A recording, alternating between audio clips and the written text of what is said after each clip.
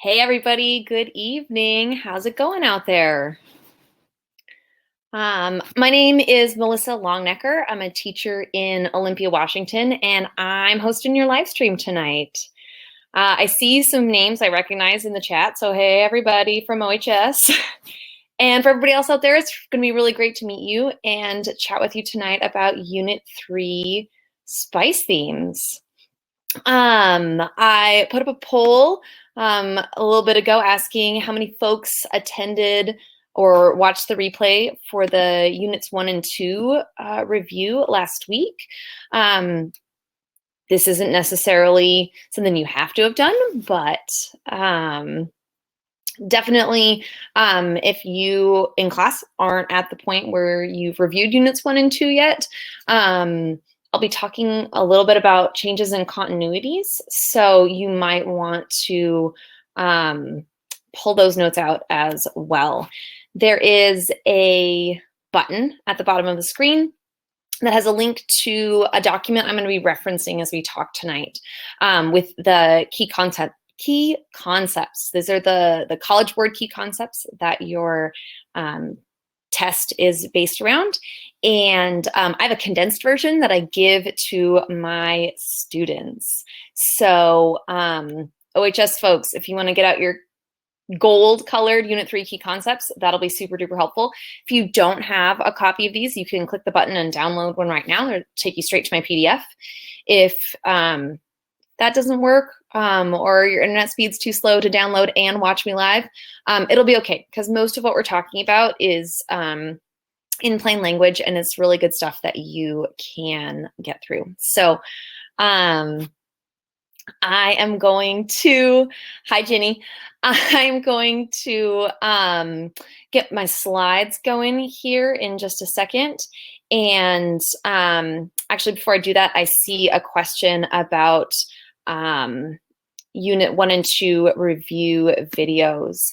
So if you are a Fiveable Plus member, you can access the replays of the Unit 1 and 2 videos from the World History dashboard. If you search in there, you'll be able to see those videos.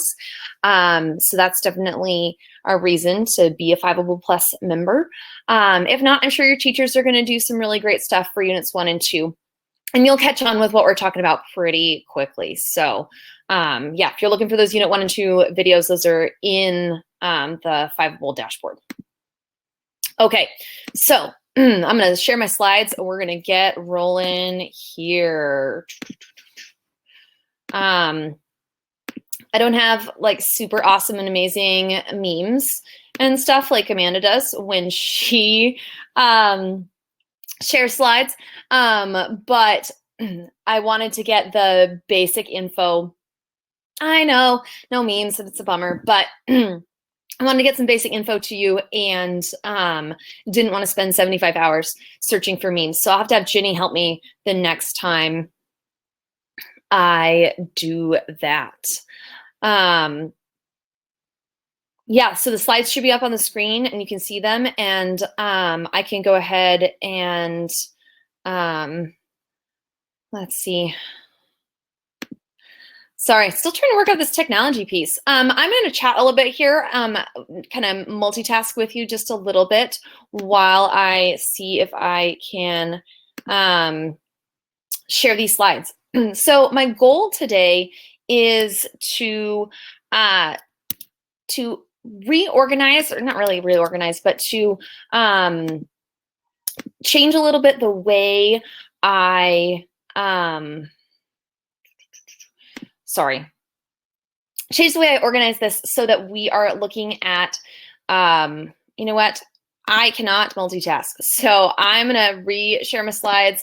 You guys can look at them on the screen. I will figure out a way to get them shared with you so that you can have them on your own computers and whatnot. I just can't do it while I'm talking. So I'm gonna dive right into this. I called this a spice review. So I'm gonna take the key concepts and look at them through the lens of the themes that the College Board uses, which I like the acronym of SPICE. It's not in the same order as the College Board, but That spells a word, so it's easy to remember. So we're going to talk through the different themes, and I'm going to show you how these themes link up with the key concepts. And the reason I think this is an important way to study for the AP exam is that I see a lot of questions from the College Board that ask about particular themes, and they often use key concept language. But if you're not familiar with the themes, that can make it really challenging to know how to answer those questions. So I wanted to just try this little different spin on things rather than going chronologically or topic-wise, but really look at it thematically and bring things together. So my slides are going to be pretty basic. I'm going to just have some basic notes for you. And then as we talk, I'm going to ask you to help me out with some of the examples and the different kinds of things. So be really active in the chat if you've got ideas for examples. That's going to be really super awesome stuff. All right, so let's pop in to my first topic. So the S in SPICE is social. And the thing I like to think about when I'm trying to think, okay, is my information a social topic, is the answer to this question. How do people interact with one another? Sometimes when we see that word social, people veer off into political or economic or cultural kinds of things. So if you see a question about social issues, you're thinking about interactions of people. So that could be gender relations, family relations, relationships between classes, whether they are race-based or economically based, or any other structure for cultural-based classes. So for this social theme, we're really thinking about the interactions between people between people and each other. So for this social SPICE theme in Unit 3, we're really thinking about continuities and changes from Unit 2. So continuity-wise, the first big continuity is that social structures were shaped by hierarchies. And this is something that you probably remember going all the way back to Unit 1, that as agriculture develops and as people are settling down in those cities and specializing in different labor, we've got the different class structures that emerge. As those class structures, they change over time, but the basic idea of hierarchies, of stratifying people with one another is, excuse me, it is still in place. And I am having just a beast of a time trying to share these slides with you. So I'm going to pause for like 2 seconds because people are still asking, and clearly I'm having difficulties with this. So let's just pop out of that and see if I can get it to share. It was giving me trouble before. Link sharing, advanced. These Google Slides, they're super awesome. But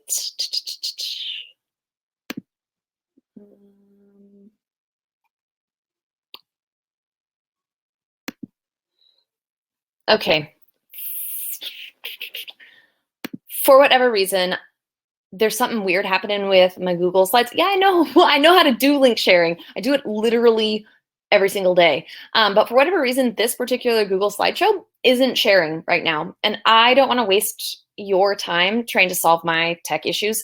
So I'm gonna jump back in to where we were at and figure this out another time, because if I can get it by the end of the if I can get it at the end of the video when we're doing some Q&A, I will try that again. But yeah, I wish I knew what was up, because that is super weird. That's literally never happened before.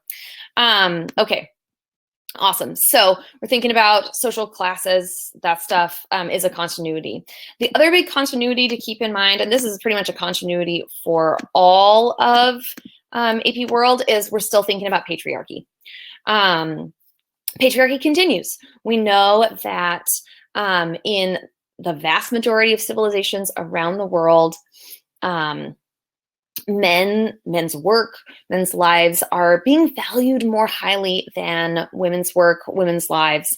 And that shows up in a bunch of different ways, some of which I'll talk about a little bit more when we get into the culture theme, because the gender stuff, there's definitely some interactions with religion, with politics, with economics there as well. But what we need to remember, broadly speaking, is that our class hierarchies are still in place from previous units, and patriarchy is still in place from previous units.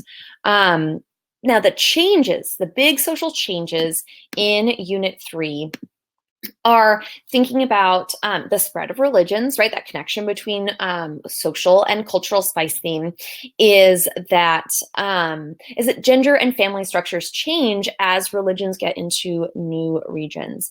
So as our major religions, including Christianity, Buddhism, and Islam, spread throughout Afro-Eurasia, those religions have an impact. So can anybody think of an example of how gender relations might be changed in an area based on one of those three kind of universal religions, Christianity, Buddhism, or Islam?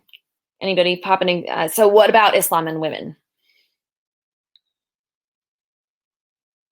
So we do see that as Islam spreads out into the Middle East and blends with Persian cultures, we see an increased seclusion of women in Middle Eastern regions. I see also in the chat monasticism, and Christianity and Buddhism both have a monastic tradition. Monastic is monks and nuns, which gives people an alternative to traditional gender and family roles. So people can exempt out of marriage and family standards and devote their lives to spirituality. In Christianity, we do see that the very early church back in Unit 2, women held greater positions of power, but as we get into Unit 3, Christianity has become much more restrictive, and so as it spreads into other areas, women's roles may also become constricted as well. So yeah, as religions spread, they have an impact on gender and family structures. The other big change, though, is that there are exceptions to this. In some regions, we see women exercising power and influence. And the key concepts actually give us a couple of examples of this. Specifically, the Mongols, right? The Mongols are one of our big exceptions to a lot of things. And like many pastoral societies, Mongol women have greater influence, greater power, greater authority than women in most settled civilizations. But we also see similar things in West Africa. Women in West Africa continue to exert power and influence in their civilizations. We see this actually in the writings of some of the Muslim travelers who came into West Africa and were surprised, shocked even, to see what was happening in West Africa, because it was so different from what they were experiencing in North Africa or Europe or the Middle East. So there are a lot of regions where there are exceptions to this idea of patriarchy, exceptions to these restrictions. We actually don't see matriarchal societies during Unit 3. We actually don't see matriarchal societies much at all in world history. We see matrilineal societies, societies in which family lines are descended from mothers.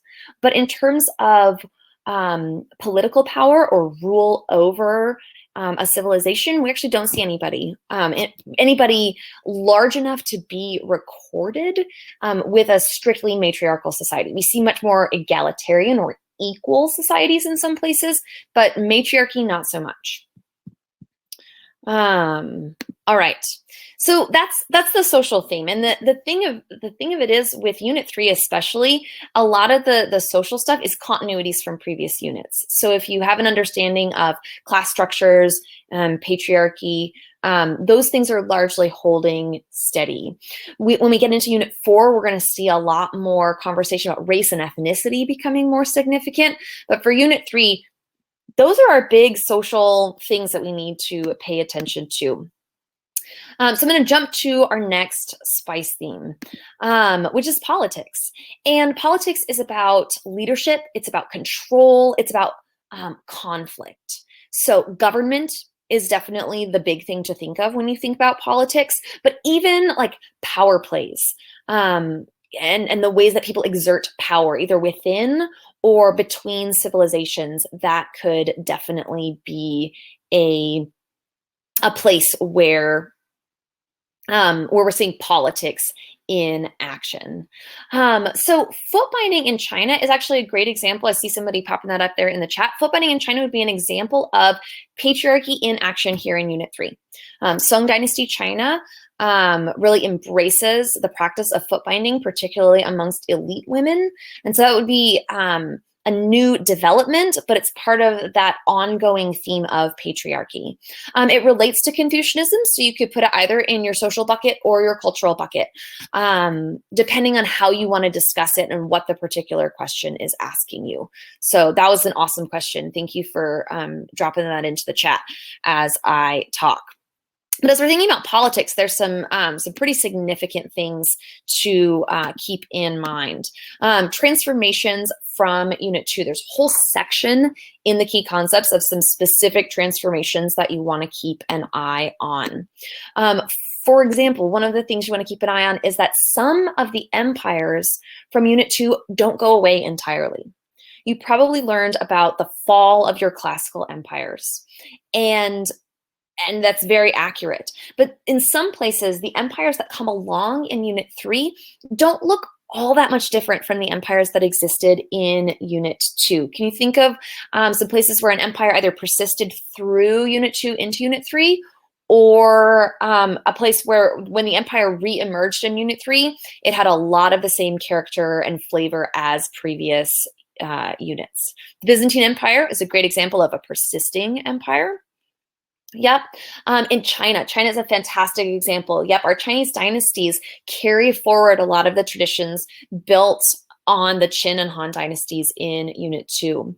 Persia, we do see empires in Persia, but they're hugely transformed in this unit. So maybe not.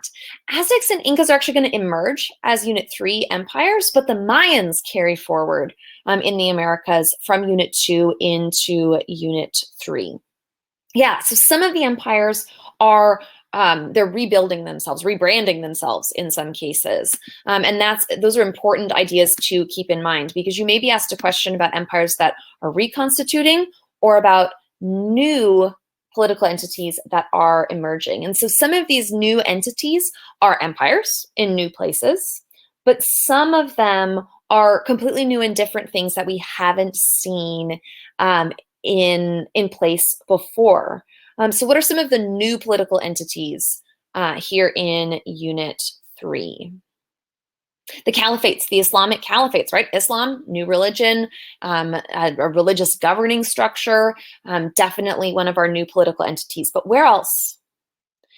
The Song and Tang dynasties would probably be reconstituted empires. The Mongol Khanates are a new entity. Yep. The feudal systems that we see emerging both in Europe and in Japan, those decentralized, really fragmented states, those are new here in Unit 3. So those are absolutely great examples. The key concepts also mention some of the new Hindu and Buddhist states in Southeast and especially in Southeast Asia. Thinking about some of the trade civilizations in the Indian Ocean, thinking about some of the new city-states in East Africa as well. Yeah, so we're looking at 600 to 1450. The Delhi Sultanate in India would be a new political entity, less unified than the classical Mauryan and Gupta empires, but carrying some of the same cultural ideas into India. So we've got reconstituted empires, we've got new political entities. Oh, that was two bullets for the price of one right there with my click. The American empires. One of the things to keep in mind is that this is the unit where our large unified empires in the Americas emerge. The Mayans have emerged at the end of Unit 2. They carry forward into Unit 3.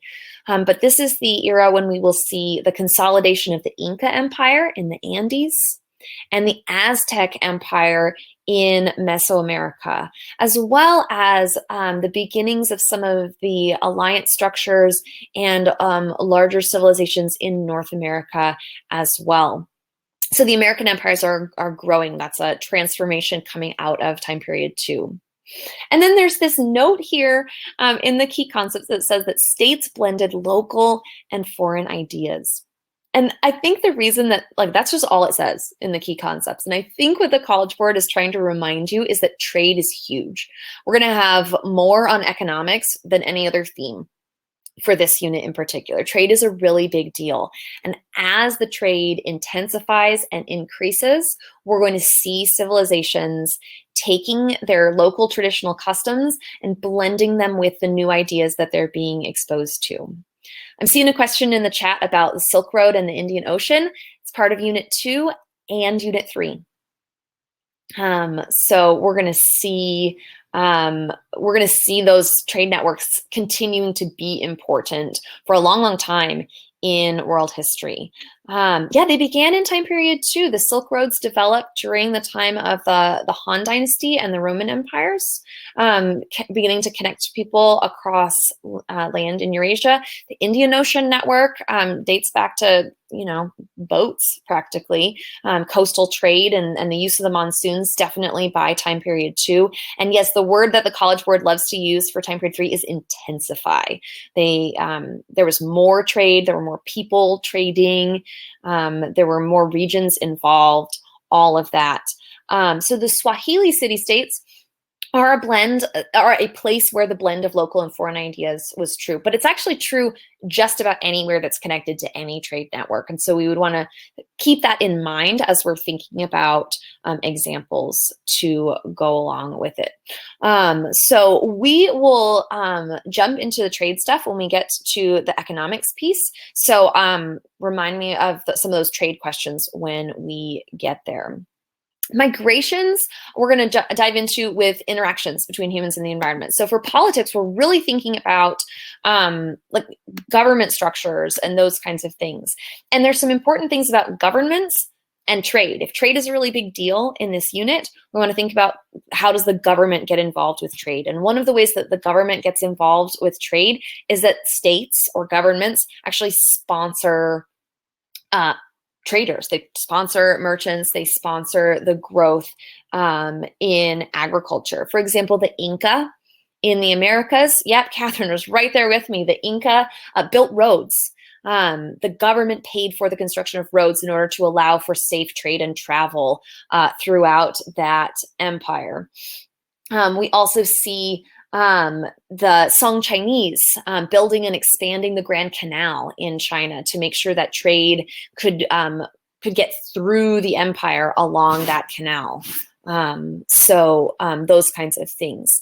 Taxes and tribute systems are also a big function of what governments are doing.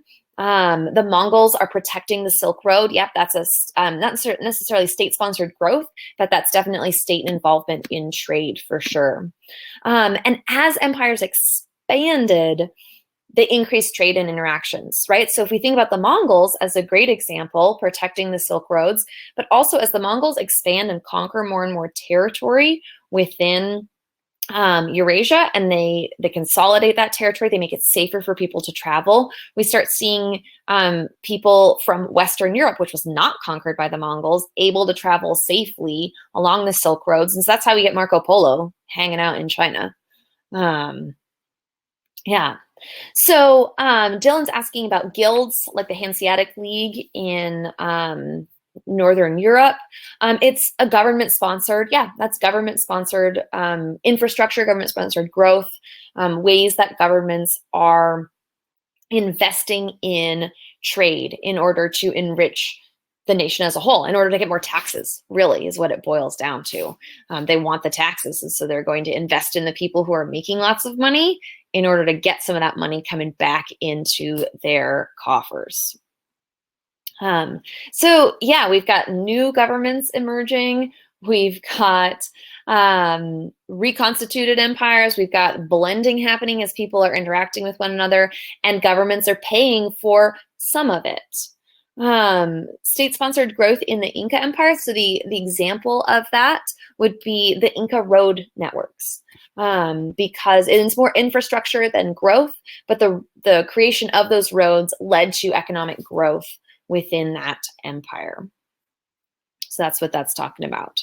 So we had social, the interactions of people within a government. We have political, how do people lead? How do they control? How do they fight? Conquest, expansion of empires, those kinds of things are also included in this. Our next theme is interactions between humans and the environment. And it's an I for interactions rather than an E because it spells spice and it helps me out. And two E's would just be too confusing. But really, this isn't about humans interacting with each other. This is about humans interacting with the world around them. So this is the kind of catch-all theme that includes a lot of different stuff. It includes technology. It includes migrations. It includes population trends. And it also includes straight up environmental stuff.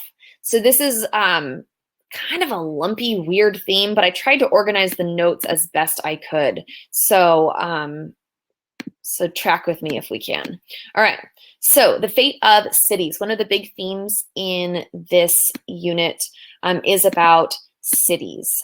And some of the cities decline and some of the cities grow.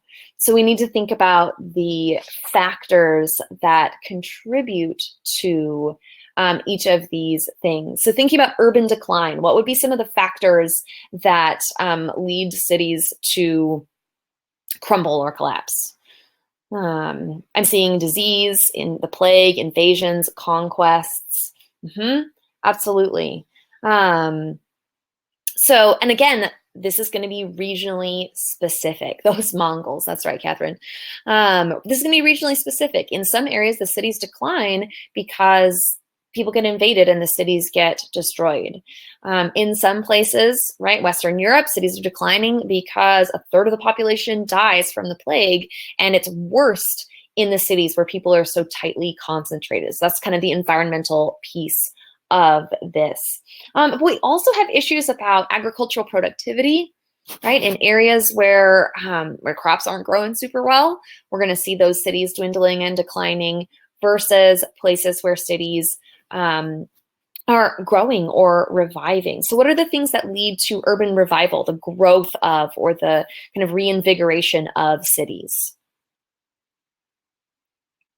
Increase of trade, absolutely. Yep. Yes, sometimes conquest can lead to urban revival as they get incorporated into these new larger empires, and it could potentially help a lot. Yep, what else? Columbian Exchange is Unit 4. So remember, Columbian Exchange is named after Columbus. So we don't want to think about the Columbian Exchange until after 1492. Migrations, right? Areas where people are moving into cities. Yep. Not as huge in this unit as in some later units. Unit 5 is going to have huge urban revival and urban growth because of migrations. Agriculture productivity, I'm seeing the 3-field system, which is specific to European agriculture, but increased agriculture means increased population, which means more people could be living in those cities and making money from all that good stuff. New technologies. Yep, absolutely. So we want to think about cities. It's also a good idea to know the names of a handful of cities from Unit 3. Most of these are going to be our big trade centers. So name for me some of the big trade cities from Unit 3 from some of these empires. Baghdad, Timbuktu, Venice, that's a great one in the Italian city-states. Constantinople, absolutely. Mecca is a regional trade hub, but it's pretty far off of the major trade networks to be a super global trade hub. Whoa, look at all these cities popping in. You guys are awesome. You must have your Princeton reviews open right now, which is fantastic. I love that. I'm seeing Malacca and Aden and Zanzibar. We could call the Swahili city-states as a group. Yep, absolutely. Chang'an in China. Yep, fantastic. These are great. All right, another big theme as we think about interactions between humans and the environment is the actual environment. And global warming is a factor in Unit 3, not global warming in the 21st century sense, but in the climate got warmer between about 800 CE and 1300 CE. So it's the opposite of the Little Ice Age, Catherine. Little Ice Age is going to pop in Unit 4, but we have this warming trend, which allows for the increase in agriculture. It allows for the increase in population. So some of that urban revival is also related to just a straight up environmental piece. It doesn't have a good name like Little Ice Age. I like Little Warm Age, but that's, there's not a good name for it. It's just a thing that happened. That's good to know. This one, I don't have a better way to put this note, but humans continued to adapt. And this is where we want to think about things like technology, so adaptations to specific environments. So what are some either agricultural or technological adaptations that humans might have benefited from in this unit? Knowledge of the monsoons, yet Latin sails for trade, the compass.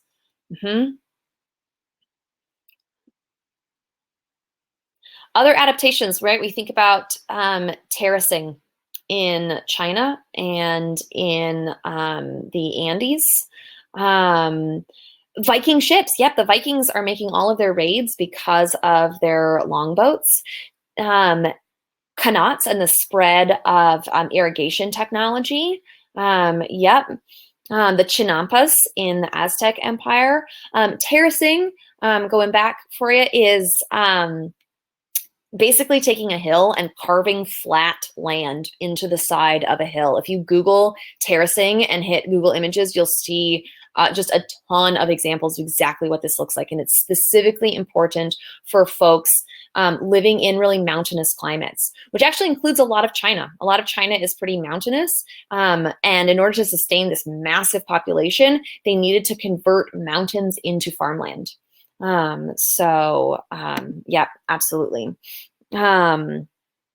And I am just popping in to check on a couple of questions people are asking.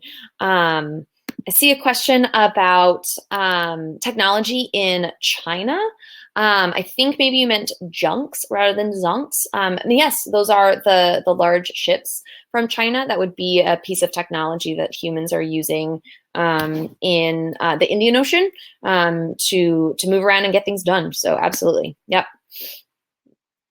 All right. Comparing and contrasting the Incas and Aztecs. So I got a question here about asking us to compare and contrast the Incas and Aztecs. Doesn't really fit with the structure that I'm going with today. So as you're thinking about the Aztecs and Incas, right, you could think about these different spice themes. What do you know about Aztec and Inca social structure? What do you know about their political structure? Their particular environments would be really significant. The Inca environment is dramatically different from the Aztec environment, and that would be a great piece of compare and contrast as you're thinking back over those notes. So I'm not going to do the comparison for you, just in order to make sure that we can move through the rest of the spice themes. But that's definitely something as you're studying your notes, using these themes is a great way to know how to compare some of these different civilizations. All right. Got a question on this theme. What are chinampas? These are the floating gardens built by the Aztecs. So it was an environmental adaptation. They had a lot of swampland that wasn't good for the kind of farming that became common in Afro-Eurasia. And so it was a new type of farming that allowed the Aztecs to grow crops in the regions where they lived and to sustain a growing population. So yeah, chinampas. All right, let's keep it rolling with some more interactions between humans and the environments. Spread of crops, diseases, etc. Everybody knows the plague is a big deal for Unit 3, right? We know we've got the spread of the plague out of Central Asia, both into China and into the Middle East and Europe. along the trade networks that had been so carefully protected by the Mongols. The merchants then wind up spreading disease. The Mongols themselves also spread disease for sure, in many cases on purpose as a form of biological warfare. But it's not just diseases that spread. We also want to think about crops, right? We think about the champa rice coming out of Southeast Asia and revolutionizing China in this time period.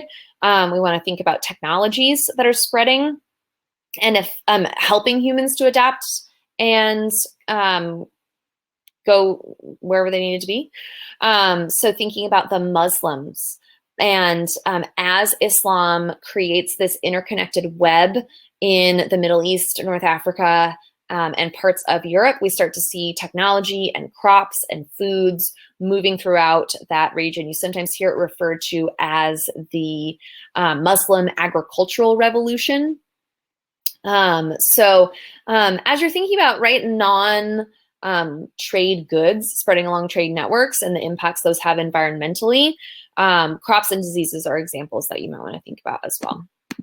And then, technology. We want to be thinking about technology that helps humans adapt, thrive, trade, etc.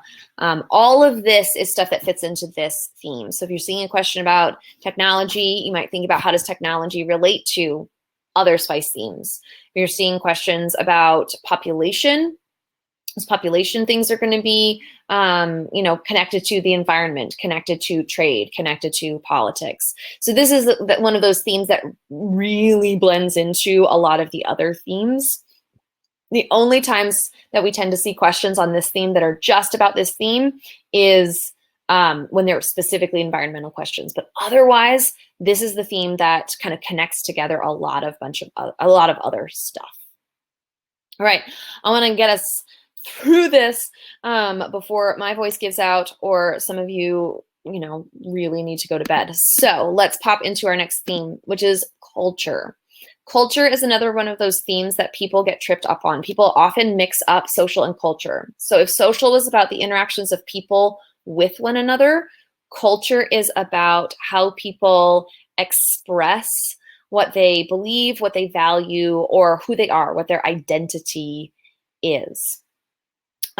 So as we dive into culture, we want to think about not just what beliefs do people have, but the expression of those beliefs. And so, of course, one of the things we have to think about in terms of culture is religion. Always thinking about religion for this culture topic. And for Unit 3, the big religious change we have to pay attention to is the rise of Islam. Now, in terms of what do you need to know about Islam, right, knowing a little bit about the beliefs of Islam, knowing the 5 pillars is a really good idea, but it's not, just like with all of our study of the other religious traditions, we don't have to know everything about all of the beliefs of any of these religions. We need to know basic beliefs, and we need to know the impact that these religions had on different parts of the world. So we want to remember where religion or where Islam emerged from. So thinking about the Middle East, thinking specifically about the Arabian Peninsula and what we know about the culture of that region, we want to acknowledge that the beliefs of Islam draw on a tradition that comes out of Judaism and Christianity, but adds to it a new set of revelations. So it's one of the reasons why, while there is some similarity between the 3 traditions, the people, the members of these religious traditions don't always get along with one another because the places where they do diverge are really significant. And so for Islam, it's this blend of local religious traditions, specific revelations, and the Jewish and Christian tradition that had percolated into the Middle East from the Mediterranean basin. But then with Islam, we want to think about also how does it spread? What impact does it have on the places where it touches. And I'm seeing a lot of good details about Islam happening in the chat. So you guys clearly have read this section or learned this section in your classes. And I just want to remind you that it's an important one because it's new in this unit. So we want to pay attention to it. We also, though, kind of more broadly, thinking about our major religious traditions and how, because of trade, which we'll get to in the next theme, I promise, major religions spread to new places. So we've got Buddhism, which emerges out of Unit 2, but it spreads widely in Unit 3. We've got Hinduism, which spreads in this unit. Confucianism is going to spread in this unit. Christianity is going to spread in this unit as well. I am going to just pop in the questions and see a little bit of what we've got. Catherine, I'm seeing your question about Sufis. Sufis are Muslim mystics. And so their particular practice of Islam is more emotional is not the right word. I have a hard time describing mysticism in words, but it's a particular kind of flavor of Islam that winds up being really popular in places like India and Southeast Asia, probably because it's more spiritual in nature. And so it was more similar to the practices that people had already been exposed to from other traditions. And so it was easy to adapt to Islam because it felt emotionally more like what they were used to. Catherine's question also asks about missionaries, and we got to remember that all varieties of Islam do rely on many of the same tools as our universal religions. So missionaries, yes, people whose job is to spread their religion. Merchants and trade relationships that were beneficial if you converted to a particular religion, and militaries. And so definitely conquest is a big deal about the spread of Islam, especially in North Africa and the Middle East. The merchants and the missionaries were more effective in the Indian Ocean basin, where folks like the Sufis were a little bit more popular. Whoa, we got a whole, so how did Islam spread? I think I hit that a little bit just in my last question, thinking about conquest, right? Militaries, merchants, people saw benefit in being the same religion as the people they were trading with. And so as merchants would go different places, people would convert. And then some missionaries. There were folks who went to spread Islam to different parts of the world. Zoroastrianism is a tradition that comes out of the out of Persia itself. Zoroastrianism still exists in Unit 3, but it's not one of the majorly spread traditions. People were Zoroastrian, but typically in a limited area, and it didn't widely spread. And then Marcus is asking, where does Christianity spread to? Christianity is continuing to spread into many of the same places where it had been spreading in Unit 2. So it's come out of the Mediterranean basin. It's spread throughout Western Europe. It's going to continue to progress northward. The Vikings, for example, are going to convert to Christianity by the 9th century. Christianity is going to spread in a big way into Eastern Europe and into Russia in the early part of this unit. So Byzantine flavored Christianity is going to wind up in Eastern Europe. Christianity will also continue to spread into Asia. It's going to get slowed down when it hits parts of the world where Islam and Buddhism and Confucianism are a really big deal, but it will continue to spread into some of those areas. Not as much into places like Africa or India. Again, because it runs into already established traditions that don't necessarily blend well together with Christianity. Yeah. And again, there's a bunch of maps out there that I'm sure you could Google and find. Didn't have time to pull up a bunch into my slides, and clearly I'm having tech issues. So I will let you do that Googling on your own. All right, let's see what else we've got on here. So in addition to religion though, culture includes some other stuff. So as we're thinking in this unit, we want to think about the fact that as people are traveling to new regions, they are sending back home their experiences and their writings. And so this is the unit in which we want to pay careful attention to some of our travelers.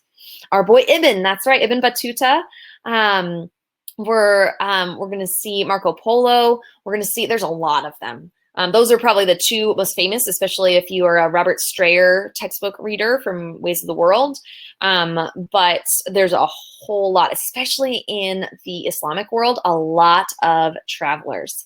And the significance of these travelers is that they,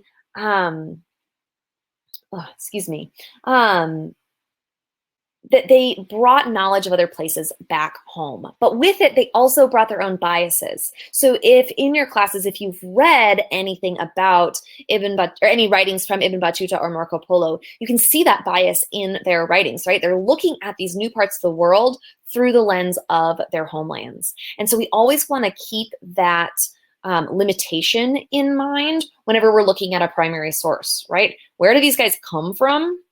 Where are they going to? And what are they knowing or not knowing about the place where they're going? But that becomes important because it sparks the imagination of people back home and then further intensifies that trade and that spread of culture. And then 3 vocab terms for culture that are a really big deal before I dive into economics, which is going to tie all of this stuff together. The first is diffusion. Diffusion is a term that you may be familiar with from some of your science classes, right? In science, diffusion is the spread of something from an area of high concentration to an area of low concentration. And that's exactly what it is in a cultural sense as well, that when people from an area of high concentration go to a new area, they bring their culture with them and it gradually spreads to those new places. So language diffuses. Arabic is going to diffuse throughout the Islamic world because you're supposed to read the Quran in Arabic.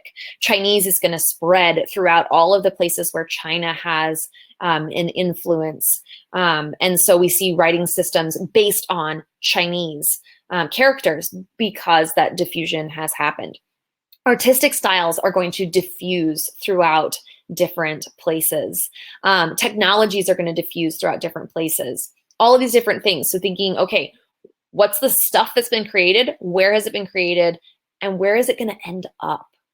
So this is where our technology piece kind of comes back in, where we see things like norias and qanats. Norias are like big water wheels, and qanats are this super cool irrigation system that was developed in Persia, but then gradually spreads eastward toward Afghanistan. It spreads westward into northern Africa, and it allows deserts to be irrigated. So you can think about that. 2 other vocab terms, and then I'll look at a couple more questions. Diaspora. This is the idea of a community being spread from its homeland, being scattered really from its homeland to other places. And I'm seeing a lot in the chat about the Jewish diaspora, but there's also the idea of a merchant diaspora, that merchants from some of the various regions involved in trade are going to be scattered then and create new homes, new communities, bringing their culture with them, their language, their religion, their art, their expectations of how the world is into these new places. The last term, and this one is critical that you know, and it is syncretism. This is the blending of cultures. So we have diffusion, the spread of cultures, diaspora, the scattering of communities, and they take their culture with them. And then syncretism is the blending of cultures. As religions are adopted, they blend with local traditions to create new ways of practicing a particular religion. We have blending of artistic styles, artistic syncretism or linguistic syncretism, and these blending of sorts of things. So Swahili is a syncretic language that blends Bantu languages out of sub-Saharan Africa with Arabic to create a trade language in East Africa that was especially useful. Srivijaya in Southeast Asia is a place where syncretism definitely happened, where local traditions were blended with the new traditions of merchants as they came to that region. So the place itself isn't syncretism, but there are examples of syncretism within that particular place. Neo-Confucianism is a great example of syncretism in China, blending traditional Confucianism with Buddhist and Taoist ideas. Sikhism Your textbook is going to tell you that Sikhism is a blend of Hindu and Muslim traditions. We had a guest speaker in my class who came and talked to us about Sikhism, and was very clear that Sikhs don't agree with that interpretation. So I'm not saying your textbook is incorrect. I'm saying that the Sikhs that I know resent that particular interpretation. So I want to be a little bit careful with that one. African forms of Islam, though, are a great example of syncretism, blending African traditions, African styles of dress, African views of women, African views of kingship with Islam. Absolutely. So Mansa Musa and his like vast wealth wouldn't necessarily be the same as a Muslim king in other parts of the Islamic world, but in West Africa, kings were supposed to display that kind of wealth and power and grandeur like he did. So he represents some elements of syncretism as well. Let me jump in and get to a couple questions. Main religions in Africa at this time. Depends on where in Africa you were. Africa is a huge continent. So in some parts of Africa, especially northern Africa, but also along the coastlines in both West Africa and East Africa, Islam's going to be a really big deal. Christianity in parts of East Africa, Axum and Ethiopia, are going to retain Christianity. There's a form of Christianity in Egypt, Coptic Christianity. That's still a really big deal. And then a lot of indigenous animistic traditions, spirituality, beliefs in nature spirits, not necessarily formalized polytheism, but still pretty significant. Yeah, so it really depends on where you were in Africa. Somebody's asking about the slides themselves. I could not get them to share. I don't know what happened. They may be available at a later time. I couldn't make it happen, and I apologize for that. Next time I live stream, I will get that figured out for you. I promise. Okay, and a whole bunch of people asking about Sikhism. So Sikhism is it is a religious tradition that comes out of India. It is neither Hindu nor Muslim. I am not Sikh, so I'm going off of just a very little bit of knowledge. Your textbooks often describe it as being a blend of Islam and Hinduism, and that's problematic because Sikhs are monotheistic. They believe in one God, but not the same God as Jews or Christians or Muslims. It's a different idea of God. They believe in the revelations of the gurus who have brought knowledge to the people. Yeah, so but it's an Indian, specifically comes out of India and has, it's a fairly minority tradition, especially in Unit 3, but it grows in significance in later units. And it's not small. You're right, Catherine. It was small in Unit 3, though, is why I'm saying. Okay, I'm going to, Maggie just reminded me I only have like 8 minutes. So I'm going to go as fast as I can and get us to our economic stuff. The economic stuff is going to overlap with a lot of this, so I think we'll be able to go fast. But economics, just as a reminder, how do people make money? How do people make stuff? And how do people get other people to do their work for them? That's really what economics are about. So the big word for us with trade is intensification. More trade. With that intensification, existing trade routes got bigger, got wealthier. So the Silk Road trade continues in Unit 3. The Trans-Sahara trade continues in Unit 3. Mediterranean trade continues in Unit 3. Indian Sea Road trade continues in Unit 3. So those existing routes all just grow richer over this whole unit. Cities grow along with trade. Governments need to collect taxes. Merchants need a place to meet. People need a place to live and get services. And so along these trade networks, cities are going bananas. New networks emerge in the Americas, right? As we get bigger empires in the Americas, we get new trade networks. We get a major trade network in the Inca Empire with the Inca Road system and the Aztec Pochteca traders along the coast of the Aztec empires. We also see trade along the Mississippi River in North America. And then other big thing about trade, as it intensifies, it's still mostly, but not entirely, luxury goods. Trade is still really, really expensive. So most of the goods being traded are things that are going to make people a lot of money. Sea trade is somewhat of an exception to this because you can trade bulk products as well as luxury goods, but silk from China, Catherine, is a great example of a luxury good. Spices are a really great example of luxury goods in the Indian Ocean as well. Basically, if it's something you can only get in one place and you can find somebody who'll buy it in another place where they can't grow it or make it themselves, it's a luxury good. And especially if people don't need it for survival, purple dye, porcelain, those are all fantastic examples of luxury goods. Those are still the backbone of trade in this unit. So the trade itself benefits from a few different things. So technology innovations, the compass is going to come in handy in the Indian Ocean.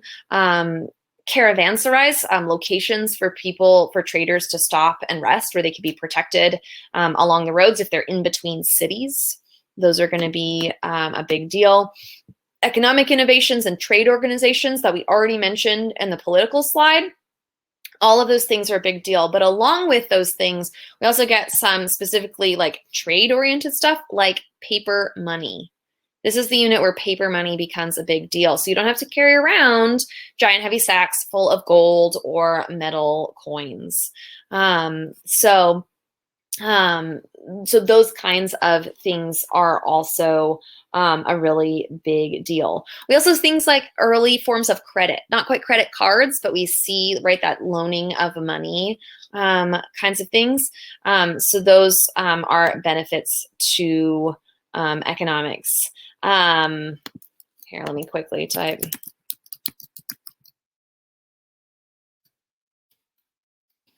There's a spelling there for you for the caravanserais. Caravans is just a large group of people or merchants traveling together. You can carry more stuff if you got a lot of people and animals to carry it with you.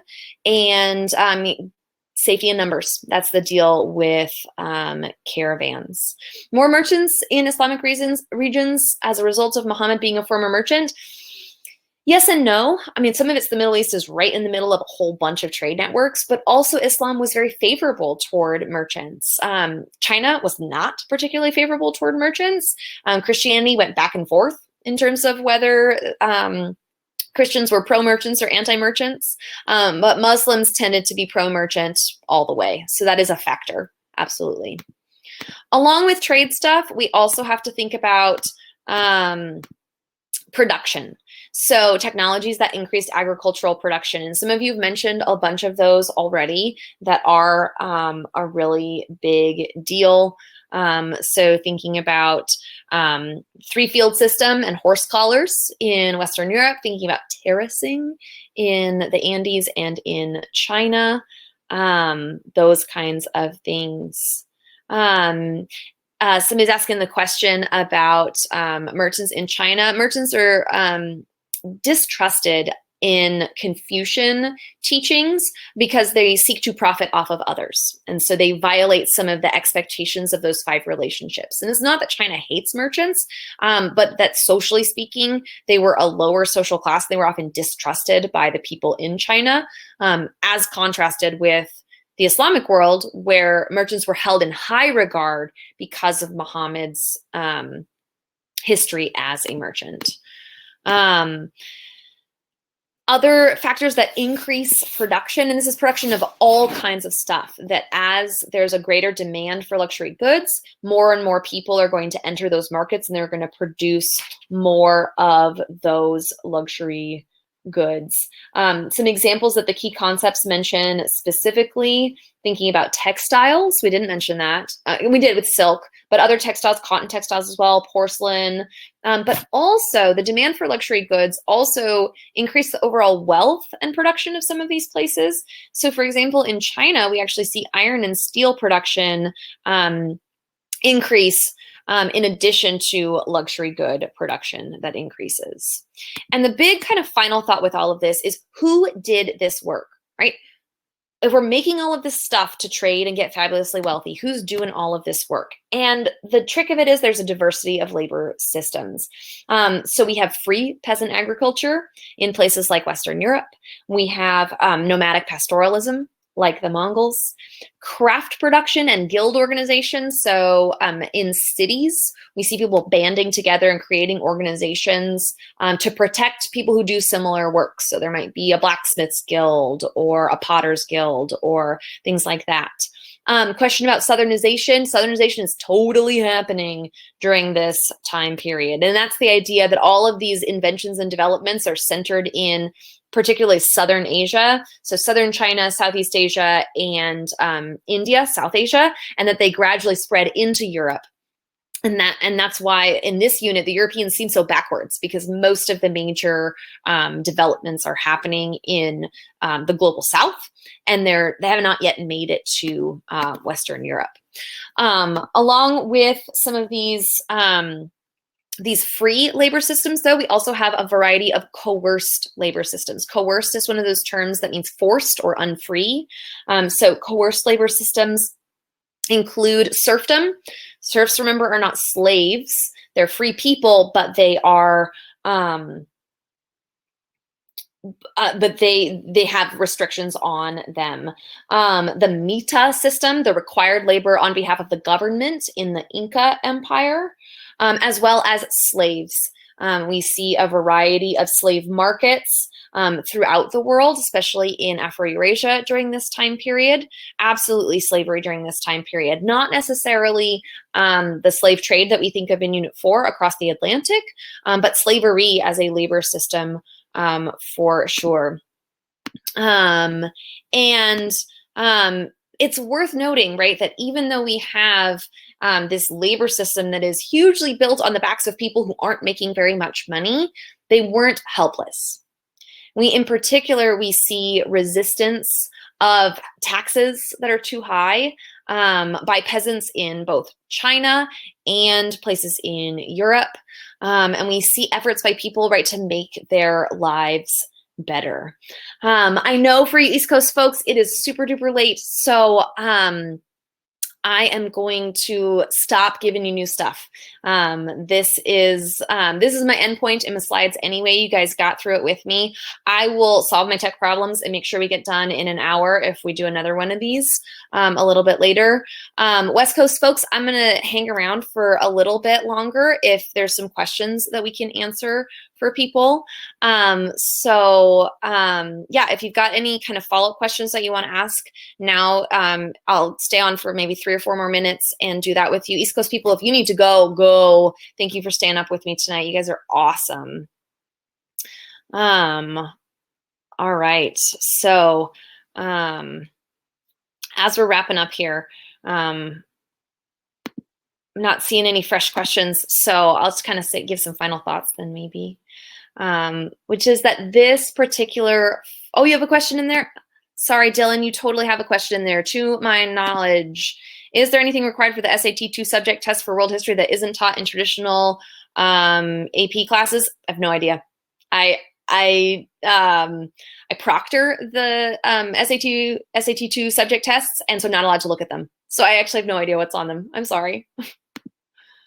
Kaylee's asking about the Song Dynasty economic revolution, and that's it's a lot of what we've been talking about, an increase in trade, an increase in technology that creates this huge growth in cities, this huge growth in prosperity for the Song Dynasty. So a lot of what you know about the Song Dynasty is part of this economic revolution. I think the Princeton Review gives it this big fancy title, but it's really that series of processes that you already know about the Song Dynasty and the economics in the Song Dynasty. If you think about technology, if you think about cities, those are a big deal. So we've got 3 things about Western European history. Can we discuss the schism, Charlemagne, and other Western European history? Short version, schism, Western Roman Catholic Church, Eastern Greek Orthodox Church. Charlemagne, he was a Frankish king. Other Western European history stuff, there's a lot there, but it but what's really important for you to know is what falls in with the key concepts. So look at the key concepts, and any key concept where you can come up with a Western European example, that's the stuff that you really need to know. Interactions in Unit 3. If you're thinking about interactions between humans and the environment, we talked about that a little ways back, and there's a lot going on. We've got technology, we've got cities growing or declining, we've got disease spreading along trade networks, that kind of stuff.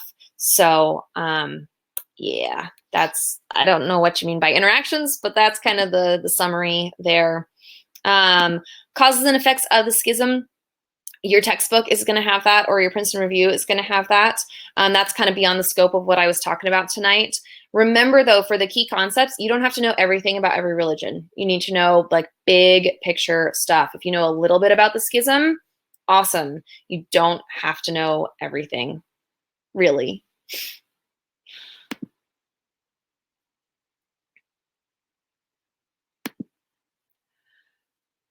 All right, folks, it looks like the chat is continuing with some awesome side conversations. I'm going to take this one last question from Dylan, and then I'm going to sign off so that you all can actually go get some sleep. Yes, this AP teacher believes that you need to sleep.